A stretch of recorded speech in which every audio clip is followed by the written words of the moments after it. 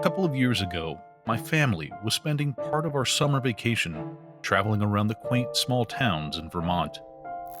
It was fun navigating the winding roads surrounding by rolling hills and calm lakes, and staying in different local inns every few nights.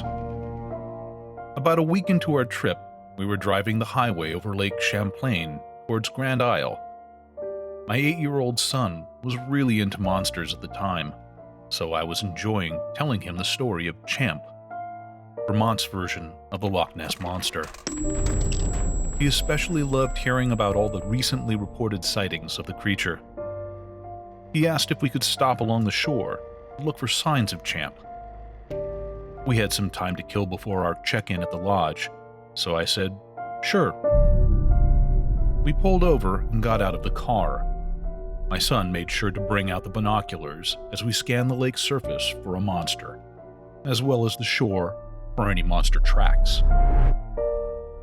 My wife and I shared a glance to show our amusement. Hey, as long as the kid was having fun, right?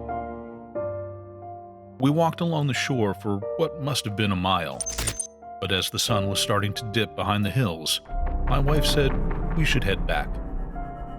When we turned inland, that's when we spotted an old, derelict building about 100 yards away.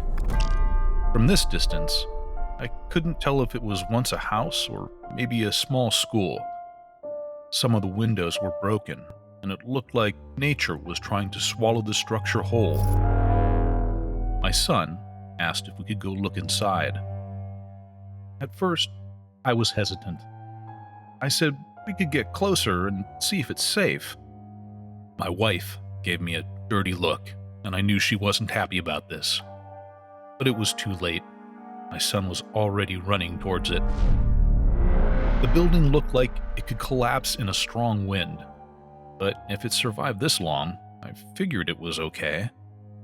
My son begged and pleaded to go in, promising that he wouldn't go too far inside.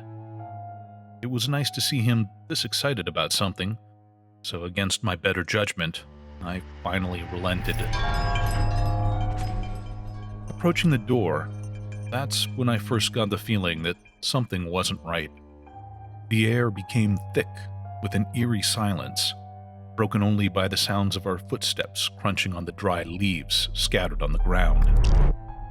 My wife was getting more and more annoyed. She whispered to me, "I don't like this. We should go back to the car." But my son had already pried the door open and ran inside. And now I had to go get him out. We stepped inside. It was dark and musty, cobwebs covering every surface. I could barely see a few feet in front of me, but my son seemed fearless as he ran out of sight.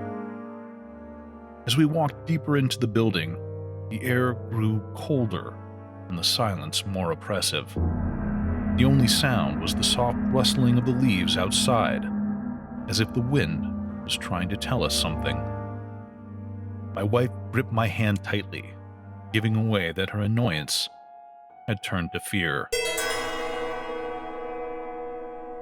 Suddenly, we heard what sounded like a whooshing noise. It was kind of like something was dragging along the floor. And then we heard a faint, almost groaning sound. We all stopped in our tracks and listened intently. The sound grew louder, and we realized it was coming from one of the rooms up ahead. My heart pounding in my chest, we cautiously made our way to the room. The door was slightly ajar, and we peered inside. What we saw made our blood run cold. There was a dark figure in the corner of the room, mostly obscured by shadows, so we couldn't tell who or what it was. The figure began to slowly move towards us. We wanted to run, but it was as if our feet were frozen. Its sounds growing louder and more urgent, like it was beckoning us closer. Suddenly, my son snapped out of it and started running towards the front door. We followed him.